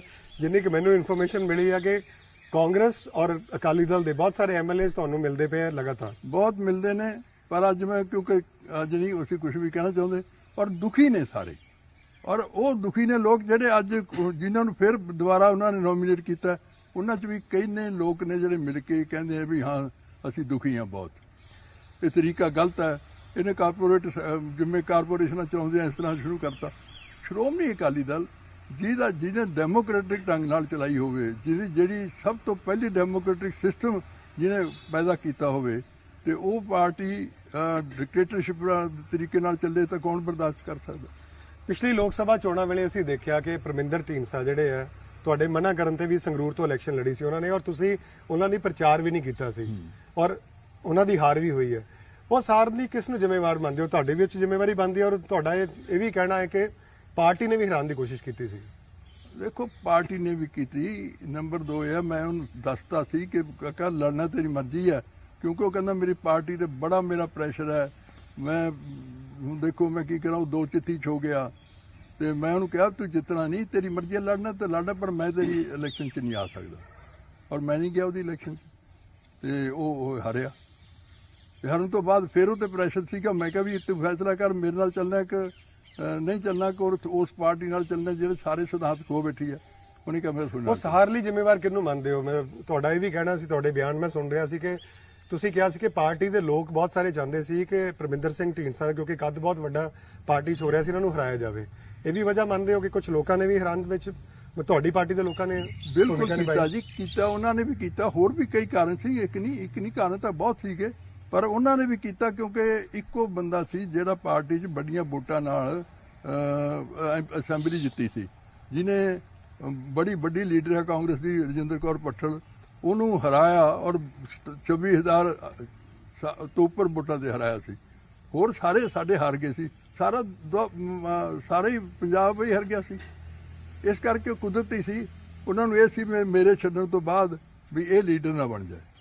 ਢੀਂਡਸਾ ਸਾਹਿਬ, ਲੜਾਈ ਕਿਸ ਦੀ? ਤੁਸੀਂ ਬੜੇ ਸੀਜ਼ਨ ਪੋਲੀਟੀਸ਼ੀਅਨ ਹੋ, ਤੁਸੀਂ ਵਾਜਪਾਈ ਸਾਹਿਬ ਨਾਲ ਕੰਮ ਕੀਤਾ, ਬਾਦਲ ਸਾਹਿਬ ਨਾਲ ਲੰਬਾ ਵਕਤ ਤੁਸੀਂ ਕੰਮ ਕਰ ਚੁੱਕੇ ਹੋ। ਲੜਾਈ ਵਿਚਾਰਧਾਰਾ ਦੀ ਹੈ ਜਾਂ ਜਿੰਨਾ ਕਿ ਮੈਨੂੰ ਪਤਾ ਹੈ ਕਿ ਤੁਸੀਂ ਪਾਰਟੀ ਦੀ ਮੁੱਢਲੀ ਮੈਂਬਰਸ਼ਿਪ ਤੋਂ ਸ਼ਾਇਦ ਰਿਜ਼ਾਈਨ ਨਹੀਂ ਕੀਤਾ, ਤੇ ਹੋ ਸਕਦਾ ਅੱਗੇ ਜਾ ਕੇ ਘਰ ਵਾਪਸੀ ਹੋਏ। ਸੁਖਬੀਰ ਬਾਦਲ ਉਹਨਾਂ ਦੇ ਵੀ ਸਮੇਂ-ਸਮੇਂ ਤੇ ਬਿਆਨ ਆਉਂਦੇ ਸੀ ਕਿ ਮੇਰੇ ਪਿਤਾ ਸਮਾਨ ਹੈਗੇ ਆ, ਜੋ ਮੈਨੂੰ ਕਹਿਣਗੇ ਮੈਂ ਉਹ ਕਰਨ ਨੂੰ ਤਿਆਰ ਹਾਂ। ਨਹੀਂ, ਕੋਈ ਵਾਪਸ ਜਾਣ ਦਾ ਉਹਨਾਂ ਨਾਲ ਸਵਾਲ ਹੀ ਨਹੀਂ ਪੈਦਾ ਹੁੰਦਾ। ਲੇਕਿਨ ਠੀਕ ਹੈ, ਸ਼੍ਰੋਮਣੀ ਅਕਾਲੀ ਦਲ ਅਸੀਂ ਤਾਂ ਨਹੀਂ ਛੱਡਿਆ ਕਿ ਅਸੀਂ ਅਕਾਲੀ ਦਲ ਨੂੰ ਮਰਨ ਨਹੀਂ ਦੇਣਾ ਚਾਹੁੰਦੇ। ਇਸ ਵਕਤ ਲੋਕ ਇਹ ਕਹਿੰਦੇ ਜੀ ਤੁਸੀਂ ਕਹੀਂ ਤਾਂ ਜਾਣੇ, ਪਰ ਅਕਾਲੀ ਦਲ ਦਾ ਤਾਂ ਨਾ ਹੀ ਬਦਨਾਮ ਕਰਤਾ ਬਾਦਲਾਂ ਨੇ, ਉਹਦੇ ਨਾਲ ਕੌਣ ਲੱਗੂ? ਅਸੀਂ ਕਿ ਨਹੀਂ, ਸ਼੍ਰੋਮਣੀ ਅਕਾਲੀ ਦਲ ਨਹੀਂ ਮਾੜਾ ਹੋ ਸਕਦਾ। ਕੁਝ ਬੰਦੇ ਮਾੜੇ ਹੋ ਸਕਦੇ ਆ, ਪ੍ਰਧਾਨ ਪਹਿਲਾਂ ਬਦਲਦੇ ਰਹੇ ਨੇ, ਇਹ ਨਹੀਂ ਹੈ ਕਿ ਪਹਿਲੀ ਵਾਰ। ਲੇਕਿਨ ਸੁਖਬੀਰ ਜੀ ਕੋਲੋਂ ਪਾਰਟੀ ਦੀ ਵਾਗਡੋਰ ਜਿਹੜੀ ਕਈ ਸਾਲਾਂ ਤੋਂ ਸੀ, ਉਦੋਂ ਕਿਉਂ ਨਹੀਂ ਇਹ ਆਵਾਜ਼ਾਂ? ਅਸੀਂ ਦੇਖਿਆ ਬ੍ਰਹਮਪੁਰਾ ਸਾਹਿਬ, ਸੇਖਵਾਂ ਸਾਹਿਬ ਜਿਹੜੇ ਆ ਉਹ ਪਾਰਟੀ ਛੱਡ ਕੇ ਆ ਗਏ ਨੇ, ਜਿਹੜੇ ਟਕਸਾਲੀ ਅਕਾਲੀ ਦਲ ਬਣਾਇਆ। ਜਦੋਂ ਪਾਵਰ ਦੇ ਵਿੱਚ ਰਹਿ ਕੇ ਛੱਡਦੇ ਨੇ, ਸ਼ਾਇਦ ਲੋਕਾਂ 'ਚ ਮੈਸੇਜ ਜਾਂਦਾ ਕਿ ਠੀਕ ਹੈ ਅਸੀਂ ਪਾਵਰ ਵਿੱਚ ਸੀ, ਉਹਦੇ ਬਾਵਜੂਦ ਅਸੀਂ ਪਾਵਰ ਠੁਕਰਾ ਰਹੇ ਹਾਂ ਪਾਰਟੀ ਲਈ ਜਾਂ ਕੌਮ ਦੇ ਲਈ। ਉਹ ਲੋਕਾਂ ਦੇ ਮਨ 'ਚ ਬੜੀ ਸ਼ੰਕਾ ਹੈਗੀ ਆ। ਔਰ ਟਕਸਾਲੀਆਂ ਨੇ ਜਿਹੜੀ ਇਲੈਕਸ਼ਨ ਵੀ ਲੜੀ ਸੀ, ਬਹੁਤ ਮਾੜੇ ਉਹਨਾਂ ਦੇ ਉੱਤੇ ਹਾਲਾਤ ਰਹੇ ਆ, ਬਹੁਤ ਘੱਟ ਵੋਟਾਂ ਮਿਲੀਆਂ ਨੇ। ਤੇ ਤੁਹਾਨੂੰ ਲੱਗਦਾ ਹੈ ਕਿ ਅਕਾਲੀ ਦਲ ਦਾ ਵਿਕਲਪ ਬਣ ਸਕਦਾ ਜਿਹੜਾ ਟਕਸਾਲੀ ਅਕਾਲੀ ਦਲ ਹੈ? ਟਕਸਾਲੀ ਨਹੀਂ, ਅਸੀਂ ਟਕਸਾਲੀ 'ਚ ਨਹੀਂ ਗਏ। ਇੱਕ ਸਮਝ ਲਓ, ਟਕਸਾਲੀ ਵੀ ਇੱਕ ਅੰਗ ਹੈ, 1920 ਅਕਾਲੀ ਦਲ ਵੀ ਇੱਕ ਅੰਗ ਹੈ, ਬਾਕੀ ਹੋਰ ਵੀ ਜਥੇਬੰਦੀਆਂ ਨੇ। ਮੇਰਾ ਮਤਲਬ ਹੈ ਕਿ ਅਸੀਂ ਸ਼੍ਰੋਮਣੀ ਅਕਾਲੀ ਦਲ ਨੂੰ ਉਹਨਾਂ ਦੇ ਹੱਥਾਂ 'ਚੋਂ ਲੈ ਕੇ ਸ਼੍ਰੋਮਣੀ ਅਕਾਲੀ ਦਲ ਨੂੰ ਪੂਰਾ ਕਾਇਮ ਕਰਨਾ ਚਾਹੁੰਦੇ ਹਾਂ, ਤਾਂ ਕਿ ਉਹ ਸ਼ਹੀਦਾਂ ਦੀ ਜਥੇਬੰਦੀ ਹੈ ਜਿਹੜੀ ਬਦਨਾਮ ਹੋ ਚੁੱਕੀ ਹੈ, ਉਹਨੂੰ ਦੁਬਾਰਾ ਉਹਨਾਂ ਲੀਹਾਂ ਤੇ ਲਿਆਈਏ ਜਿਨ੍ਹਾਂ ਲਈ ਉਹ ਬਣੀ ਸੀ। ਇਸ ਕਰਕੇ ਇਹ ਨਹੀਂ ਹੈ ਕਿ ਪਹਿਲਾਂ ਪ੍ਰਧਾਨ ਨਹੀਂ ਬਦਲੇ, ਬੜੇ ਪ੍ਰਧਾਨ ਸਾਰੇ ਬਦਲੇ ਨੇ ਤਕਰੀਬਨ। ਬਿਲਕੁਲ, ਸੰਤ ਫਤਿਹ ਸਿੰਘ ਉਹਨਾਂ ਨੂੰ ਕਹਿੰਦਾ ਮਾਸਟਰ ਤਾਰਾ ਸਿੰਘ ਉਹਦਾ ਵੱਡਾ ਲੀਡਰ ਨਹੀਂ, ਇੰਨੀ ਵੱਡੀ ਕਿਤੇ ਮਾਸਟਰ ਜੀ ਨੂੰ ਕੱਢ ਕੇ ਸੰਤ ਫਤਿਹ ਸਿੰਘ ਲਿਆਂਦਾ, ਸੰਤ ਫਤਿਹ ਸਿੰਘ ਕੱਢ ਕੇ ਤੁਰ ਸਾਹਿਬ ਆਏ, ਤੁਰ ਸਾਹਿਬ ਨੂੰ ਹਰਾਇਆ। ਉਹਨਾਂ ਤੁਰ ਸਾਹਿਬ ਆਪ ਛੱਡ ਕੇ ਗਏ, ਤਲਵੰਡੀ ਸਾਹਿਬ ਆ ਗਏ, ਜਥੇਦਾਰ ਤਲਵੰਡੀ ਫਿਰ ਹਰੇ ਸੰਤ ਲੌਂਗੋਵਾਲ ਬਣਿਆ। ਇਹ ਸੰਤ ਲੌਂਗੋਵਾਲ ਤੋਂ ਬਾਅਦ ਫਿਰ ਬਰਨਾਲਾ ਬਣਿਆ, ਬਰਨਾਲੇ ਨੂੰ ਫਿਰ ਹਟਾ ਕੇ ਬਾਦਲ ਬਣਿਆ। ਇਸ ਕਰਕੇ ਇਹ ਨਹੀਂ ਹੈ ਕਿ ਸਾਰੇ ਬਦਲਦੇ ਆਏ ਨੇ, ਪਾਰਟੀ ਨਹੀਂ ਮਰੀ, ਪਾਰਟੀ ਦੇ ਲੀਡਰ ਪ੍ਰਧਾਨ ਚੇਂਜ ਹੁੰਦੇ ਆਏ ਨੇ। ਅੱਜ ਦੀ ਤਾਰੀਖ ਅਸੀਂ ਚ ਕਿਹੜਾ ਮੰਨਦੇ ਹੋ ਤੁਸੀਂ, ਜਿਹੜਾ ਅਕਾਲੀ ਦਲ ਹੈ ਉਹ ਚ ਕਿਸ ਦੀ ਚੱਲਦੀ ਹੈ? ਪ੍ਰਕਾਸ਼ ਸਿੰਘ ਬਾਦਲ ਵੀ ਆਲਮੋਸਟ ਰਿਟਾਇਰ ਹੋ ਗਏ ਨੇ, ਬਹੁਤ ਘੱਟ ਦਿਖਦੇ ਨੇ ਉਹ, ਔਰ ਤੁਹਾਡੀ ਕੋਈ ਗੱਲਬਾਤ ਹੋ ਪਾਈ ਉਹਨਾਂ ਨਾਲ? ਪਾਰਟੀ ਛੱਡਣ ਤੋਂ ਬਾਅਦ ਤੁਹਾਡਾ ਵੀ ਗੱਲਬਾਤ, ਕੋਈ ਰਾਬਤਾ ਕਾਇਮ ਕਰਨ ਦੀ ਕੋਸ਼ਿਸ਼ ਕੀਤੀ ਉਹਨਾਂ ਨੇ? ਨਹੀਂ, ਮੈਂ ਨਹੀਂ ਜੀ, ਮੈਂ ਮੁੜ ਕੇ ਮੈਨੂੰ ਕਹਤਾ ਸੀ ਕਿ ਮੇਰਾ ਕੋਈ ਹੁਣ ਰਾਸਤਾ ਨਹੀਂ ਹੈ, ਤੇ ਇਸ ਕਰਕੇ ਸਾਡੀ ਹੁਣ ਕੋਈ ਉਹਦੇ ਬਾਅਦ ਗੱਲਬਾਤ ਨਹੀਂ। ਉਦੋਂ ਮੈਂ ਜ਼ਰੂਰ ਕਿਹਾ ਸੀ, ਉਦੋਂ ਅਸੀਂ ਕਿਹਾ ਸੀ ਵੀ ਜੇ ਬਾਲ ਸਾਹਿਬ ਪ੍ਰਧਾਨ ਬਣ ਜਾਣ, ਉਦੋਂ ਜਵਾਬ ਦੇ ਗਏ, ਆਪ ਵੀ ਜਵਾਬ ਦੇ ਗਏ, ਸੁਖਬੀਰ ਵੀ ਗੁੱਸੇ ਹੋ ਗਿਆ, ਤੇ ਉਸ ਤੋਂ ਬਾਅਦ ਫਿਰ ਅਸੀਂ ਇਹ ਵੀ ਕਿਹਾ ਵੀ ਹੁਣ ਪ੍ਰਧਾਨ ਵੀ, ਕਿਉਂਕਿ ਉਹਨਾਂ ਦੀ ਮੈਂ ਨਹੀਂ ਸਮਝਦਾ ਕਿ ਉਹਨਾਂ ਦੀ ਚੱਲਦੀ ਹੋਵੇ। ਅਕਾਲੀ ਦਲ ਚ ਕਿਸ ਦੀ ਚੱਲ ਰਹੀ ਹੈ? ਮਤਲਬ ਜਿਹੜਾ ਅੱਜ ਦਾ ਅਕਾਲੀ ਦਲ 21ਵੀਂ ਸਦੀ ਦਾ, ਉਸ ਕੀ ਇੱਕ ਪਰਿਵਾਰ ਹੈ, ਉਹਦੇ ਕਬਜ਼ਾ ਹੋ ਗਿਆ? ਇੱਕ ਪਰਿਵਾਰ ਹੈ ਜਾਂ ਉਹਨਾਂ ਦੀ ਕੋਟਰੀ ਹੈ, 5-4 ਬੰਦੇ ਜਿਹੜੇ ਹੈਗੇ। ਕੌਣ ਲੋਕ ਨੇ ਕੋਟਰੀ ਜਿਹੜਾ ਅਕਾਲੀ ਦਲ? ਮੈਂ ਹੁਣ ਤੁਹਾਨੂੰ ਰੋਜ਼ ਤੁਹਾਡੇ ਸਾਹਮਣੇ ਆਉਂਦੇ ਨੇ, ਜਿਵੇਂ ਤੁਹਾਡੇ ਮੂੰਹੋਂ ਸੁਣਨਾ ਚਾਹਾਂਗਾ ਕਿ ਆਖਿਰ ਤੁਸੀਂ ਵੀ ਅਕਾਲੀ ਦਲ ਨੂੰ 50 ਸਾਲ ਦਿੱਤੇ ਆ। ਮੈਂ ਤੁਹਾਨੂੰ ਦੱਸ ਦਿੰਦਾ ਵੀ ਉਹੀ ਨੇ ਲੋਕ ਜਿਨ੍ਹਾਂ ਨੇ ਉਹਨਾਂ ਦਿਨਾਂ 'ਚ ਬਹੁਤ ਪੈਸੇ ਕਮਾਏ, ਸਾਰਾ ਕੁਝ ਉਹਨਾਂ ਨੇ ਹੱਥ ਸੀਗਾ, ਉਹੀ ਅੱਜ ਉਹਨਾਂ ਦੇ ਨਾਲ ਨੇ, ਉਹੀ ਐਡਵਾਈਜ਼ਰ ਨੇ, ਜਾਂ ਪਰਿਵਾਰ ਇਹਦੇ ਹੱਥ 'ਚ ਹੈ। ਉਹਨਾਂ ਦੀ ਵੀ ਕੋਈ ਗੱਲ ਸੇ ਨਹੀਂ ਹੈ, ਜੇ ਕਹੀ ਉਹਨਾਂ ਦੀ ਕੋਈ ਬਹੁਤੀ ਸੇ ਹੈ, ਉਹਨਾਂ ਨੂੰ ਥੋੜਾ ਬਹੁਤਾ ਪੁੱਛ ਲੈਂਦੇ ਹੋਣਗੇ, ਲੇਕਿਨ ਐਡਵਾਈਜ਼ ਮਾੜੀ ਮੋਟੀ ਜਿਹੀ ਹੈ ਤਾਂ ਉਹੀ ਕਰਦੇ। ਐਕਚੁਅਲੀ ਅਸਲ ਲੜਾਈ ਹੈ, ਅਸਲ ਪਾਵਰ ਹੈ ਉਹਨਾਂ ਕੋਲ ਹੀ। ਪਰ ਕੌਣ ਲੋਕ ਨੇ ਉਹ ਦੱਸੋ? ਸੁਖਬੀਰ ਹੈ, ਉਹਦੀ ਵਾਈਫ ਹੈ, ਵਿਕਰਮ ਹੈ, ਪਰਿਵਾਰ ਹੈ ਉਹ ਸਾਰਾ ਤਿੰਨਾਂ ਦੇ ਹੱਥ 'ਚ। ਤੁਸੀਂ ਕਿਹਾ ਕਿ ਪੈਸੇ ਕਮਾਏ ਆ, ਕਿਸ ਤਰ੍ਹਾਂ ਪੈਸੇ ਕਮਾਏ, ਔਰ ਉਸ ਵੇਲੇ ਕਿਉਂ ਨਹੀਂ ਆਪਾਂ ਬੋਲੇ? ਕਿਉਂਕਿ ਪਰਮਿੰਦਰ ਸਿੰਘ ਢੀਂਡਸਾ ਤੁਹਾਡੇ ਜਿਹੜੇ ਸਪੁੱਤਰ ਨੇ, ਉਹ ਫਾਈਨਾਂਸ ਮਿਨਿਸਟਰ ਸੀ, ਬੜੀ ਪਾਵਰਫੁਲ ਫਾਈਨਾਂਸ ਮਿਨਿਸਟਰੀ ਹੁੰਦੀ ਹੈ, ਔਰ ਕਾਫੀ ਉਹਨਾਂ ਦਾ ਰੁਤਬਾ ਜਿਹੜਾ ਉਦੋਂ ਪਾਰਟੀ ਸੀਗਾ। ਉਹ ਬੜਾ ਵੱਡਾ ਡਿਸੀਜਨ ਹੈ ਕਿ ਉਹਨਾਂ ਨੂੰ CLP ਲੀਡਰ ਬਣਾਇਆ ਹੋਇਆ ਸੀ, ਉਹ ਛੱਡ ਕੇ ਆਏ ਨੇ, ਤੁਹਾਡੇ ਨਾਲ ਆਏ ਨੇ, ਪਰਿਵਾਰ ਨੂੰ ਉਹਨਾਂ ਨੇ ਪਹਿਲ ਦਿੱਤੀ ਹੈ। ਨਹੀਂ, ਇਹ ਨਹੀਂ ਹੈ, ਅਸੂਲ ਨੂੰ ਪੈਰ ਦਿੱਤੀ ਹੈ। ਮੈਂ ਵੀ ਸਾਰਾ ਉਹਦੇ ਛੱਡ ਕੇ ਆਇਆ, ਮੈਂ ਵੀ ਸੈਕਟਰੀ ਜਨਰਲ ਸੀ, ਮੈਂ ਕੋਰ ਕਮੇਟੀ ਦਾ ਮੈਂਬਰ ਸੀ, ਤੇ ਮੈਂ ਸਾਰਾ ਛੱਡਿਆ, ਤੇ ਪਰਮਿੰਦਰ ਨੂੰ ਮੈਂ ਕਿਹਾ ਵੀ ਛੱਡਣਾ ਪੈਣਾ ਸਾਰਾ ਕੁਝ, ਉਹਨੇ ਛੱਡਿਆ, ਪਾਰਟੀ ਲਈ ਛੱਡਿਆ, ਉਹਨੇ ਸਿਧਾਂਤਾਂ ਲਈ ਛੱਡਿਆ।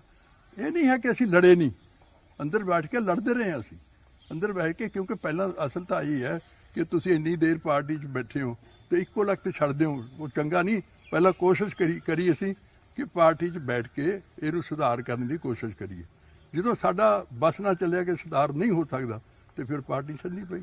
ਅਕਾਲੀ ਦਲ ਦੀ ਨਵੀਂ ਕੋਰ ਕਮੇਟੀ ਅਨਾਉਂਸ ਹੋਈ ਹੈ ਥੋੜੇ ਦਿਨ ਪਹਿਲਾਂ, ਔਰ ਸ਼ਾਇਦ ਬੜੇ ਸਾਲਾਂ ਬਾਅਦ ਇਹ ਮੌਕਾ ਹੋਏਗਾ। ਤੁਸੀਂ ਉਸ ਵਿੱਚ ਨਹੀਂ ਹੋ, ਰਾਮਪੁਰਾ ਸਾਹਿਬ ਨਹੀਂ ਹੈਗੇ, ਔਰ ਸੇਵਾ ਸਿੰਘ ਸੇਖਵਾ ਨਹੀਂ ਹੈਗੇ।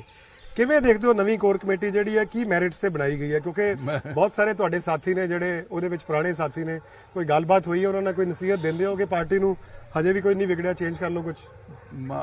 ਇਹ ਵੀ ਹੈ ਕਿ ਕਿਹੜੀ ਬਣੀ ਹੈ, ਕੀ ਬਣਿਆ ਹੈ, ਉਹੀ ਲੋਕ ਨੇ ਨਾ, ਤੇ ਕਿੰਨੀ ਕੁ ਉਹਨਾਂ ਦੀ ਸੇ ਹੈ, ਕਿੰਨੇ ਕੁ ਨੇ ਉਹ। ਮੈਂ ਉਹਦੇ ਬਾਰੇ ਕਮੈਂਟ ਨਹੀਂ ਕਰਨਾ ਚਾਹੁੰਦਾ, ਪਰ ਕੋਈ ਬੰਦਾ ਨਵਾਂ ਇੱਕ ਸਿਵਾਏ। ਸਭ ਤੋਂ ਵੱਡੀ ਖਬਰ ਬਣੀ ਉਦੋਂ, ਕੋਰ ਕਮੇਟੀ ਦੀ ਖਬਰ ਨਹੀਂ ਬਣੀ, ਇਹ ਬਣੀ ਕਿ ਜਗਮੀਤ ਸਿੰਘ ਬਰਾੜ ਨੂੰ ਲੈ ਲਿਆ। ਤੇ ਜੇ ਕੋਰ ਕਮੇਟੀ 'ਚ ਹੁੰਦਾ ਕਿ ਫਲਾਣਾ ਬੰਦਾ ਲੈ ਲਿਆ, ਫਲਾਣਾ ਬਹੁਤ ਵੱਡਾ ਆਦਮੀ ਹੈ, ਇਹਨੇ ਆਹ ਕੁਛ ਕੀਤਾ, ਇਹਨੇ ਆਹ ਪ੍ਰਾਪਤੀਆਂ ਨੇ, ਉਹ ਨਹੀਂ ਕੋਈ ਸੀ। ਉਹ ਤੋਂ ਬਾਅਦ ਇਹ ਹੋਇਆ ਕਿ ਜਗਮੀਤ ਸਿੰਘ ਬਰਾੜ ਨੂੰ ਲੈ ਲਿਆ, ਬਸ ਇਹੀ ਖਬਰ, ਹੋਰ ਤਾਂ ਖਬਰ ਕੋਈ ਹੈ ਨਹੀਂ। ਢੀਂਡਸਾ ਸਾਹਿਬ, 2022 ਦੀਆਂ ਚੋਣਾਂ 'ਚ ਸਿਰਫ ਕਰੀਬ 1.5 ਸਾਲ ਰਹਿ ਗਿਆ, ਔਰ COVID-19 ਦੇ ਕਾਰਨ ਬਹੁਤ ਸਾਰੇ ਪੋਲੀਟੀਸ਼ੀਅਨ ਆਪਣੇ ਘਰਾਂ 'ਚ ਰਹਿਣ ਲਈ ਮਜਬੂਰ ਆ। ਤੁਸੀਂ ਵੀ ਘਰ ਦੇ ਅੰਦਰ ਹੀ ਹੋ, ਕਿਉਂਕਿ ਬੀਇੰਗ ਅ ਸੀਨੀਅਰ ਸਿਟੀਜ਼ਨ ਤੁਹਾਨੂੰ ਹੋਰ ਵੀ ਜ਼ਿਆਦਾ ਖਤਰਾ ਹੈ। ਤੁਹਾਨੂੰ ਲੱਗਦਾ ਕਿ ਬੜਾ ਇਕਨੋਮਿਕ ਲਾਸ ਲੋਕਾਂ ਦਾ ਹੋਇਆ, ਲੇਕਿਨ ਪੋਲੀਟੀਕਲ ਲਾਸ ਤੁਹਾਡਾ ਬਹੁਤ ਹੋਇਆ ਕਿ ਪਿਛਲੇ 3 ਮਹੀਨਿਆਂ ਤੋਂ ਜਿਹੜਾ ਤੁਸੀਂ ਪਾਰਟੀ ਇੱਕ ਨਵਾਂ ਫਰੰਟ ਤਿਆਰ ਕਰ ਰਹੇ ਸੀ, ਉਹ ਡਿਲੇ ਹੋ ਗਿਆ, ਔਰ ਚੋਣਾਂ ਨੂੰ ਵੀ ਬਹੁਤ ਘੱਟ ਵਕਤ ਹੈ, ਅਗਲਾ ਸਾਲ ਹੈਗਾ, ਔਰ 2022 ਦੇ ਫਰਵਰੀ ਸ਼ਾਇਦ ਇਲੈਕਸ਼ਨਸ ਹੋਣਗੀਆਂ। ਤੁਹਾਨੂੰ ਲੱਗਦਾ ਕਿ ਤੁਹਾਡੇ ਕੋਲ ਉਹਨਾਂ ਟਾਈਮ ਹੈਗਾ ਹੈ, ਔਰ ਤੁਹਾਡਾ ਜਿਹੜਾ ਪਲੇਟਫਾਰਮ ਉਦੋਂ ਤੱਕ ਤਿਆਰ ਹੋ ਜਾਏਗਾ? ਔਰ ਕਿਵੇਂ ਪਲੇਟਫਾਰਮ ਤਿਆਰ ਕਰਨਾ? ਉਹ ਪਲੇਟਫਾਰਮ ਇਸ ਕਰਕੇ ਤਿਆਰ ਹੋਏਗਾ ਕਿ ਲੋਕਾਂ ਦੇ ਅੰਦਰ ਬਹੁਤ ਜਜ਼ਬਾ ਹੈ। ਹੁਣ ਤੁਸੀਂ ਦੱਸੋ, ਹਾਲਾਂਕਿ ਮੈਨੂੰ ਡਾਕਟਰਾਂ ਨੇ ਵੀ ਕਿਹਾ, ਪਰਿਵਾਰ ਨੇ ਵੀ ਕਿਹਾ, ਦੂਸਰਿਆਂ ਨੇ ਵੀ ਕਿਹਾ ਕਿ ਤੁਸੀਂ ਤੁਹਾਡੀ 84 ਏਜ ਹੋ ਗਈ ਤੇ ਤੁਸੀਂ ਬਾਹਰ ਨਾ ਨਿਕਲੋ ਵੱਡੀ ਏਜ ਨੂੰ, ਪਰ ਮੈਂ ਕੱਲ ਤੋਂ ਸ਼ੁਰੂ ਕੀਤਾ, ਕੱਲ ਜਾ ਰਹੇ ਹਾਂ, ਕੱਲ ਪਟਿਆਲੇ ਹੈ, ਪਰਸੋਂ ਨੂੰ ਨਤੜਕ ਬਾਜ਼ਾਰ ਉਹਦੇ ਸਾਥੀ ਜੁਆਇਨ ਕਰ ਰਹੇ ਨੇ, ਮੋਗੇ ਜਾ ਰਹੇ ਹਾਂ, ਨੈਕਸਟ ਡੇ ਮੈਂ ਸੰਘ ਢੇਸੀਆਂ ਜਾ ਰਿਹਾ, ਉੱਥੇ ਸਰੂਪ ਸਿੰਘ ਬਹੁਤ ਪੁਰਾਣੇ ਅਕਾਲੀ ਨੇ, ਟੌੜਾ ਸਾਹਿਬ ਦੇ ਬਹੁਤ ਨੇੜੇ ਦੇ ਸਾਥੀ ਰਹੇ ਨੇ, ਉਹ ਤੇ ਉਹਦੇ ਸਾਥੀ ਬਹੁਤ ਆ ਰਹੇ ਨੇ, ਔਰ ਇੱਕ ਦਿਨ ਛੱਡ ਕੇ ਫਿਰ ਮੈਂ ਫਰਾਈਡੇ ਨੂੰ ਮੁਕਤਸਰ ਜਾ ਰਿਹਾ, ਉੱਥੇ ਵੀ ਇੰਪੋਰਟੈਂਟ ਬੰਦੇ ਜੁਆਇਨ ਕਰ ਰਹੇ ਨੇ। ਇੱਕ ਰਾਜਿੰਦਰ ਰਾਜਾ ਵੀ ਆ ਤੇ ਉਹਦੇ ਨਾਲ ਵੀ ਬੜੇ ਸਾਥੀ ਨੇ। ਤੇ ਇਸ ਤੋਂ ਇਲਾਵਾ ਮੇਰੇ ਕੋਲ ਬਹੁਤ ਟੈਲੀਫੋਨ ਆਉਂਦੇ ਨੇ ਕਿ ਜੀ ਸਾਨੂੰ ਵੀ ਟਾਈਮ ਦਿਓ, ਪਰ ਮੈਂ ਕਿਹਾ ਵੀ ਆਹ ਇੱਕ ਹਫ਼ਤਾ ਲਗਾ ਲਈਏ, ਫਿਰ ਦੇਖਦੇ ਜੇ ਹਾਲਾਤ ਠੀਕ ਰਹੇ, ਸਿਹਤ ਠੀਕ ਰਹੀ, ਫਿਰ ਮੈਂ ਜ਼ਰੂਰ ਰੱਖੂੰਗਾ।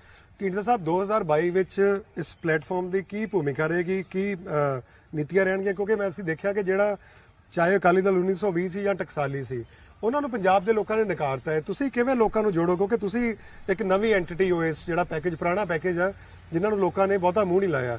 ਲੱਗਦਾ ਕਿ ਤੁਸੀਂ ਇਸ ਫਰੰਟ ਨਾਲ ਜੁੜੋਗੇ ਤੇ ਉਹਦਾ ਕਿੰਨਾ ਇਹਨਾਂ ਨੂੰ ਫਾਇਦਾ ਹੋਏਗਾ? ਦੂਜਾ ਮੇਰਾ ਸਵਾਲ ਹੈ ਕਿ ਸਮੇਂ-ਸਮੇਂ ਤੇ ਖਬਰਾਂ ਆਉਂਦੀਆਂ ਨੇ ਕਿ ਬੀਜੇਪੀ ਜਿਹੜੀ ਹੈ ਉਹ ਤੁਹਾਨੂੰ ਅਪਰੋਚ ਕਰ ਰਹੀ ਹੈ, ਕਿੰਨੀ ਸੱਚਾਈ ਹੈ? ਕਿਉਂਕਿ 2 ਦਿਨ ਪਹਿਲਾਂ ਵੀ ਇਹੋ ਜਿਹਾ ਕਿਹਾ ਵੀ ਬਿਆਨ ਆਇਆ ਸੀ ਕਿ ਬੀਜੇਪੀ ਦੇ ਨਾਲ ਮਿਲ ਕੇ ਤੁਸੀਂ ਸ਼ਾਇਦ ਇਲੈਕਸ਼ਨ ਲੜ ਸਕਦੇ 2022 ਦੀ।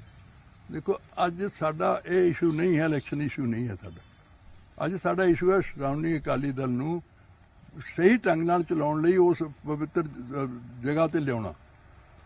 ਉਹ ਤਾਂ ਜਦੋਂ ਇਲੈਕਸ਼ਨ ਆਉਣਗੀਆਂ ਉਦੋਂ ਦੇਖਾਂਗੇ ਕਿਸੇ ਨਾਲ ਕੀ ਹੋ ਸਕਦਾ ਕਿ ਨਹੀਂ ਹੋ ਸਕਦਾ। ਲੇਕਿਨ ਅੱਜ ਲੋੜ ਹੈ ਕਿ ਸਾਰਿਆਂ ਨੂੰ ਪਾਰਟੀ ਨੂੰ, ਕਿਉਂਕਿ ਸ਼੍ਰੋਮਣੀ ਅਕਾਲੀ ਦਲ ਤੋਂ ਬਿਨਾਂ ਕੋਈ ਵੀ ਪਾਰਟੀ ਨਹੀਂ ਹੈ ਜਿਹੜੀ ਜਿੱਤ ਸਕਦੀ। ਉਸ ਨੂੰ ਉਸੇ ਲੀਹਾਂ ਤੇ ਲਿਆਉਣਾ ਜਿਹੜੀ ਕੁਰਬਾਨੀਆਂ ਨਾਲ ਬਣੀ ਸੀ।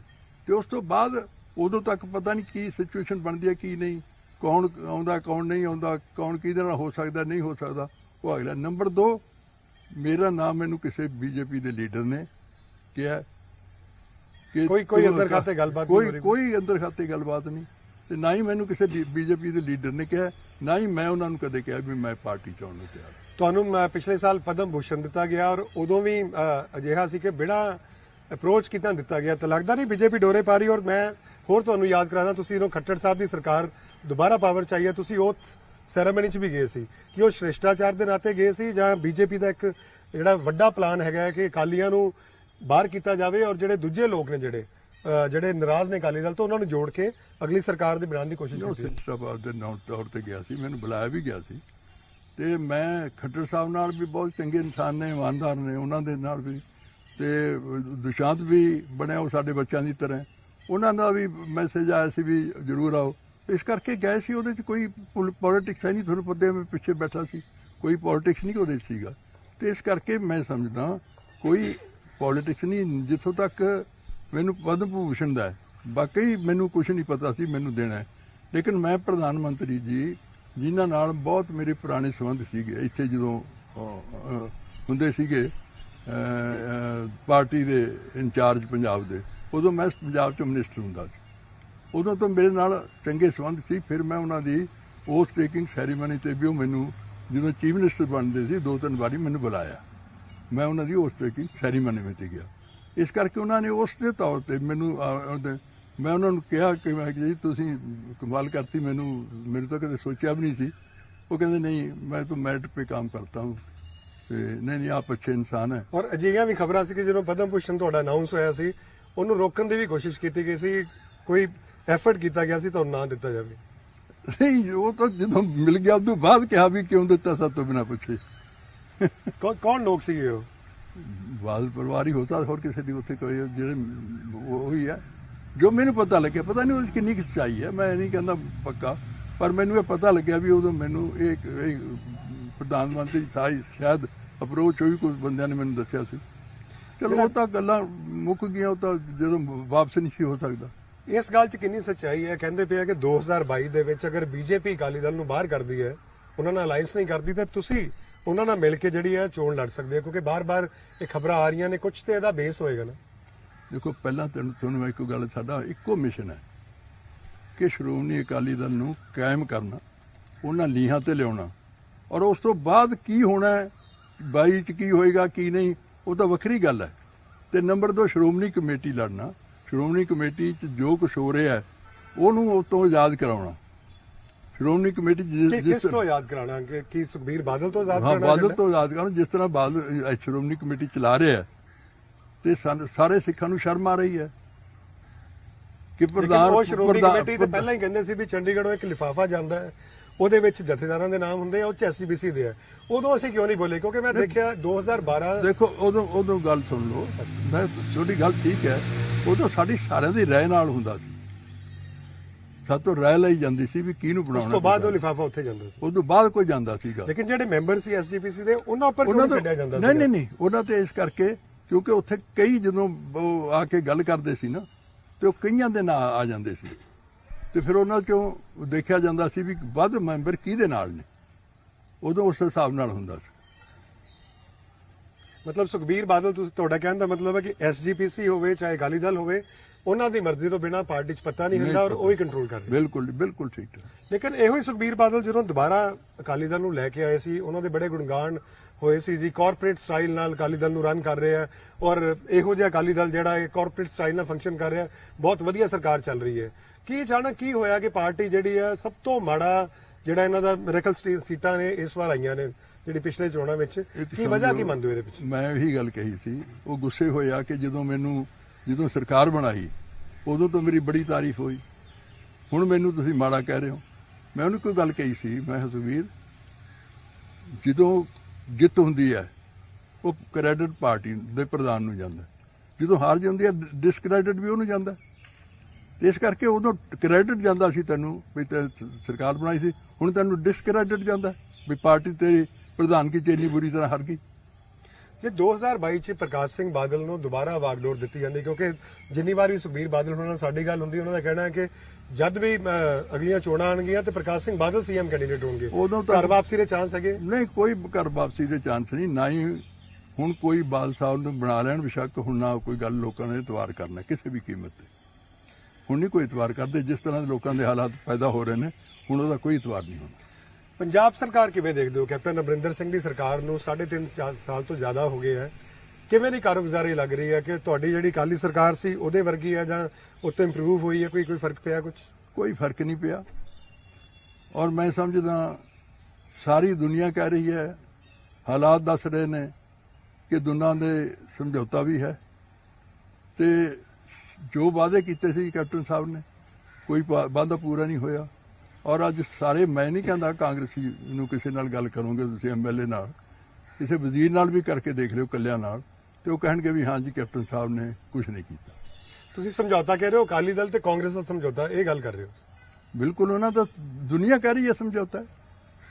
ਕਿਸ ਤਰ੍ਹਾਂ ਸਮਝੌਤਾ ਹੈ? ਮੈਂ ਕੀ ਲੱਗਦਾ ਤੁਹਾਨੂੰ? ਦੇਖੋ, ਕੋਈ ਵੀ ਐਕਸ਼ਨ ਨਹੀਂ ਹੋਇਆ। ਜਿਹੜੀਆਂ ਚਾਹੇ ਕਿੰਨਾ ਕੁਛ ਉਸੇ ਤਰ੍ਹਾਂ ਹੀ ਉਹੀ ਮਾਫੀਆ ਸ਼ੁਰੂ ਹੋ ਗਿਆ, ਉਹੀ ਸ਼ਰਾਬ ਮਾਫੀਆ ਸ਼ੁਰੂ ਹੋ ਗਿਆ, ਉਹੀ ਰੇਤ ਮਾਫੀਆ ਸ਼ੁਰੂ ਹੋ ਗਿਆ, ਉਹੀ ਸਾਰੇ ਮਾਫੀਆ ਸ਼ੁਰੂ ਹੋ ਗਏ ਔਰ ਉਹੀ ਲੋਕ ਨੇ ਜਿਨ੍ਹਾਂ ਦਾ ਹਿੱਸਾ ਅਜੇ ਵੀ ਹੈ। ਇਸ ਕਰਕੇ ਮੈਂ ਸਮਝਦਾ ਸਮਝੌਤੇ ਤੋਂ ਬਿਨਾਂ ਇਹ ਗੱਲਾਂ ਨਹੀਂ ਹੋ ਸਕਦੀਆਂ। ਸੈਂਟਰ ਵਿੱਚ ਮੋਦੀ ਸਰਕਾਰ ਦੀ ਦੂਜੀ ਥੋੜਾ ਸਮਝੌਤਾ ਹੋਵੇ, ਬਹੁਤਾ ਹੋਵੇ, ਕਿਤੇ ਨਾ ਕਿਤੇ ਸਮਝੌਤਾ ਹੋਊਗਾ ਜ਼ਰੂਰ। ਮੋਦੀ ਸਰਕਾਰ ਦੀ ਵਾਪਸੀ ਹੋਈ, ਸੈਂਟਰ ਵਿੱਚ 1 ਸਾਲ ਪੂਰਾ ਹੋ ਗਿਆ ਉਹਨਾਂ ਨੂੰ, ਕਿਵੇਂ ਕਾਰਜਕਾਰ ਦੇਖ ਰਹੇ ਹੋ ਮੋਦੀ ਸਰਕਾਰ ਦਾ? ਪੰਜਾਬ ਨੂੰ ਲੈ ਕੇ ਪੰਜਾਬ ਦੇ ਮੁੱਖ ਮੰਤਰੀ ਕਹਿੰਦੇ ਕਿ ਸਾਡਾ ਜਿਹੜਾ ਜੀਐਸਟੀ ਨਹੀਂ ਆਂਦਾ, ਸਾਡੇ ਟੈਕਸ ਨਹੀਂ ਆ ਰਹੇ। ਤੁਹਾਨੂੰ ਕਿਵੇਂ ਲੱਗਦਾ ਕਿ ਮੋਦੀ ਸਰਕਾਰ ਕਿਵੇਂ ਕੰਮ ਕਰ ਰਹੀ ਹੈ ਦੇਸ਼ ਲਈ? ਦੇਖੋ, ਦੇਸ਼ ਲਈ ਤਾਂ ਮੈਂ ਕੀ ਕਹਿ ਸਕਦਾ, ਦੇਸ਼ ਲਈ ਤਾਂ ਦੇਸ਼ ਦੇ ਲੋਕ ਹੀ ਦੱਸ ਸਕਦੇ ਆ, ਲੇਕਿਨ ਜਿੱਥੋਂ ਤੱਕ ਤਾਂ ਸਿੱਖਾਂ ਦਾ ਸੰਬੰਧ ਸੀ ਉਹਦੇ ਕਈ ਗੱਲਾਂ ਉਹਨਾਂ ਨੇ ਬਹੁਤ ਅੱਛੀਆਂ ਕੀਤੀਆਂ ਤੇ ਲੇਕਿਨ ਜਿੱਥੋਂ ਤੱਕ ਪੰਜਾਬ ਦਾ ਸੰਬੰਧ ਹੈ, ਹੁਣ ਆਰਡੀਨੈਂਸ ਕਰਨੇ, ਕਿੰਨੀ ਮਾੜੀ ਗੱਲ ਹੈ ਪੰਜਾਬ ਦੇ ਵਿੱਚ, ਤੁਹਾਨੂੰ ਐਮਐਸਪੀ ਵੀ ਖਤਮ ਹੋ ਜਾਏਗੀ ਤੇ ਬਲਕਿ ਐਗਰੀਕਲਚਰ ਮਿਨਿਸਟਰ ਦਾ ਕਹਿੰਦੀ ਐਮਐਸਪੀ ਖਤਮ ਨਹੀਂ ਹੋਏਗੀ, ਪਰ ਕੱਲ ਗਡਕਰੀ ਸਾਹਿਬ ਨੇ ਕਿਹਾ ਕਿ ਨਹੀਂ ਹਟਾਈ ਜਾਏਗੀ। ਇਸ ਕਰਕੇ ਪੰਜਾਬ ਲਈ ਘਾਤਕ ਹੈ, ਕਿਸਾਨੀ ਲਈ ਘਾਤਕ ਹੈ ਔਰ ਦੂਸਰੇ ਲਈ ਘਾਤਕ ਹੈ ਜਿਹੜੇ ਉਹਨਾਂ ਦੇ ਆਰਡੀਨੈਂਸ ਆਏ। ਔਰ ਇਹ ਜਿਹੜੀ ਅਸੀਂ ਉਮੀਦ ਕਰਦੇ ਸੀ, ਜਿਹੜੀ ਉਹਨਾਂ ਨੇ ਮੋਦੀ ਸਾਹਿਬ ਨੇ ਮੋਰ ਪਾਵਰ ਟੂ ਦੀ ਸਟੇਟ ਸੀਗਾ ਦੇਣ ਦਾ ਫੈਸਲਾ ਕੀਤਾ ਸੀ, ਉਹ ਤੋਂ ਵੀ ਉਹ ਪਿੱਛੇ ਹਟ ਕੇ ਲੱਗਦੇ। ਅੱਛਾ, ਤੁਸੀਂ ਅਟਲ ਬਿਹਾਰੀ ਵਾਜਪਾਈ ਦੀ ਸਰਕਾਰ 'ਚ ਮੰਤਰੀ ਰਹੇ ਹੋ, ਕੀ ਡਿਫਰੈਂਸ ਮੰਨਦੇ ਹੋ ਮੋਦੀ ਸਾਹਿਬ ਦਾ ਔਰ ਵਾਜਪਾਈ ਸਾਹਿਬ ਦਾ? ਫੰਕਸ਼ਨਿੰਗ, ਜਿਹੜੀ ਸਟਾਈਲ ਆਫ ਫੰਕਸ਼ਨਿੰਗ ਕਿੰਨੀ ਡਿਫਰੈਂਟ ਹੈ ਦੋਨਾਂ ਦੀ? ਉਹ ਤਾਂ ਡਿਫਰੈਂਟ ਹੈ ਹੀ ਜੀ, ਉਹ ਤਾਂ ਡਿਫਰੈਂਟ ਹੈ ਹੀ, ਉਹ ਤਾਂ ਸਾਰੀ ਦੁਨੀਆ ਜਾਣਦੀ ਹੈ। ਕਿਸ ਤਰ੍ਹਾਂ ਡਿਫਰੈਂਟ ਹੈ? ਨਹੀਂ, ਡਿਫਰੈਂਟ ਇਹਨਾਂ ਦੀ ਹੋਰ ਤਰੀਕਾ, ਉਹ ਬੜਾ ਧੀਮੇ ਮਿਆਰ ਨਾਲ ਚੱਲਣ ਵਾਲੇ ਸੀਗੇ। ਉਹ ਆਪਦੇ ਮੰਤਰੀਆਂ ਨੂੰ ਕੋਈ ਬਹੁਤਾ ਕਿਸੇ 'ਚ ਦਖਲ ਨਹੀਂ ਸੀ ਦਿੰਦੇ ਡਿਪਾਰਟਮੈਂਟਾਂ 'ਚ। ਇਹਨਾਂ ਦਾ ਹੋਰ ਹੈ ਕਿ ਇਹ ਆਪ ਕਰਦੇ ਨੇ ਸਾਰਾ ਕੁਝ, ਇਹ ਕਹਿੰਦੇ ਨਹੀਂ ਮੈਂ ਸਾਰਾ ਕੁਝ ਆਪ ਕਰਨਾ। ਫਰਕ ਹੈ ਕਾਫੀ। ਚੰਗਾ ਕਿਹੜਾ ਮੰਨਦੇ ਹੋ? ਮਤਲਬ ਵਾਜਪਾਈ ਸਾਹਿਬ ਦਾ ਫੰਕਸ਼ਨਿੰਗ ਠੀਕ ਸੀ ਜਾਂ ਮੋਦੀ ਸਾਹਿਬ ਦੀ ਫੰਕਸ਼ਨਿੰਗ? ਦੇਖੋ, ਮੈਂ ਦੱਸਣਾ, ਵਾਜਪਾਈ ਸਾਹਿਬ ਦੀ ਬਹੁਤ ਅੱਛੀ ਫੰਕਸ਼ਨਿੰਗ ਸੀ, ਮੈਂ ਉਹਨਾਂ ਦੇ ਮਿਨਿਸਟਰ ਰਿਹਾ, ਮੈਂ ਉਹਨਾਂ ਦੀ ਕਹਿ ਸਕਦਾ। ਬਾਕੀ ਇਹਨਾਂ ਦੀ ਫੰਕਸ਼ਨਿੰਗ ਇਹਦੀ ਪਾਰਟੀ ਦੱਸ ਸਕਦੀ ਹੈ ਵੀ ਠੀਕ ਹੈ ਕਿ ਨਹੀਂ ਹੈ, ਜਾਂ ਹਰਸ਼ ਸਕਦੀ ਹੈ ਵੀ ਇਹਨਾਂ ਦੀ ਠੀਕ ਹੈ ਕਿ ਨਹੀਂ। ਅਟਲ ਬਿਹਾਰੀ ਵਾਜਪਾਈ ਦੀ ਸਰਕਾਰ ਸੀ, ਉਹਦੇ ਵਿੱਚ ਜਿਹੜੇ ਉਹਨਾਂ ਦੇ ਵਿਰੋਧੀ ਹੁੰਦੇ ਸੀ ਉਹ ਵੀ ਉਹਨਾਂ ਦੇ ਕਾਇਲ ਹੁੰਦੇ ਸੀ। ਜਿਹੜੀ ਓਪੋਜੀਸ਼ਨ ਪਾਰਟੀ ਸੀਗੀ ਉਹਨਾਂ ਤੋਂ ਵੀ ਬੜਾ ਸਲਾਹ ਮਸ਼ਵਰਾ ਲੈਂਦੇ ਸੀ। ਲੇਕਿਨ ਹੁਣ ਅਸੀਂ ਦੇਖਿਆ ਕਿ ਮੋਦੀ ਸਰਕਾਰ ਦੇ ਵਿੱਚ ਓਪੋਜੀਸ਼ਨ ਜਿਹੜੀ ਹੈ ਨਾ ਮਾਤਰ ਹੈਗੀ ਹੈ। ਕਾਂਗਰਸ ਪਾਰਟੀ ਜਿਹੜੀ ਹੈ ਬਿਲਕੁਲ ਹੀ ਖਤਮ ਹੋਣ ਦੀ ਕਗਾਰ ਤੇ ਉਹਨਾਂ ਨੇ ਖੜੀ ਕਰਤੀ ਹੈ। ਤੇ ਲੱਗਦਾ ਹੈ ਕਿ ਕਿਤੇ ਓਪੋਜੀਸ਼ਨ ਦਾ ਵੀ ਬਹੁਤ ਵੱਡਾ ਰੋਲ ਹੁੰਦਾ ਹੈ। ਜਦੋਂ ਐਡੀ ਵੱਡੀ ਡੈਮੋਕ੍ਰੇਸੀ ਹੋਵੇ ਉਹ 'ਚ ਓਪੋਜੀਸ਼ਨ ਨੂੰ ਵੀ ਰਹਿਣਾ ਪੈਣਾ। ਅਪੋਜੀਸ਼ਨ ਹੀ ਖਤਮ ਹੋ ਗਈ।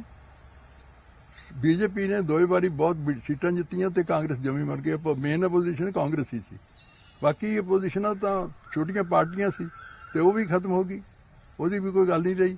ਲੇਕਿਨ ਜਿਹੜੀ ਬੀਜੇਪੀ ਤੇ ਇਹ ਵੀ ਆਰੋਪ ਲੱਗਦੇ ਆ ਕਿ ਜਿਹੜੀਆਂ ਸਟੇਟਸ ਜਿਹੜੀਆਂ ਕਾਂਗਰਸ ਨੇ ਜਿੱਤੀਆਂ ਉਹਨਾਂ ਤੋਂ ਵੀ ਪਾਵਰ ਖਿੱਚੀ ਜਾ ਰਹੀ ਹੈ। ਕਦੀ ਐਮਐਲਏ ਤੋੜ ਲੈ ਜਾਂਦੇ ਆ। ਲੱਗਦਾ ਕਿ ਇਹ ਕਿਤੇ ਨਾ ਕਿਤੇ ਡੈਮੋਕ੍ਰੇਸੀ ਇਹ ਤਾਂ ਮੈਂ ਮਜ਼ਾਕ ਬਣ ਕੇ ਰਹੇ। ਦੇਖੋ, ਸ਼੍ਰੋਮਣੀ ਅਕਾਲੀ ਦਲ ਦਾ ਇੱਕ ਸਿਧਾਂਤ ਹੈ ਕਿ ਮੋਰ ਪਾਵਰ ਟੂ ਦੀ ਸਟੇਟਸ।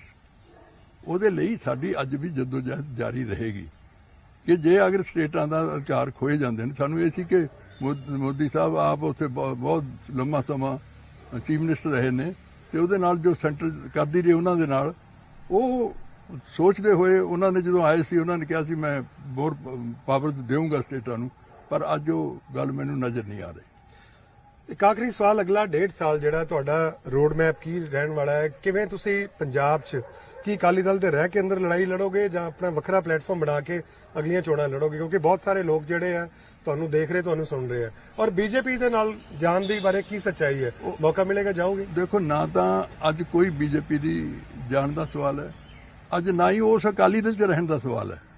ਅਸੀਂ ਆਪਣਾ ਪਾਰਟੀ ਬਣਾਵਾਂਗੇ ਸ਼੍ਰੋਮਣੀ ਅਕਾਲੀ ਦਲ ਅਸਲੀ, ਤੇ ਕੁਝ ਦੇਰ 'ਚ ਤੁਹਾਨੂੰ ਮਿਲ ਜਾਏਗੀ ਔਰ ਲੋਕ ਸਾਰੇ ਉਸ ਸ਼੍ਰੋਮਣੀ ਅਕਾਲੀ ਦਲ 'ਚ ਆਉਣਗੇ ਔਰ ਆ ਕੇ ਉਸ ਅਕਾਲੀ ਦਲ ਵਿੱਚ ਲਿਆ ਕੇ ਲੋਕਾਂ ਨੂੰ ਉਸੇ ਲਈਆਂ ਤੇ ਲਿਆਉਣ ਦੀ ਕੋਸ਼ਿਸ਼ ਕਰਾਂਗੇ ਕਿ ਸ਼੍ਰੋਮਣੀ ਅਕਾਲੀ ਦਲ ਜਿਹੜੇ ਸਿਧਾਂਤਾਂ ਲਈ ਬਣਿਆ ਸੀ ਉਸੇ ਸਿਧਾਂਤਾਂ ਦੇ ਦੁਆਰਾ ਆ ਕੇ ਖੜਾ ਹੋ ਜਾਏ।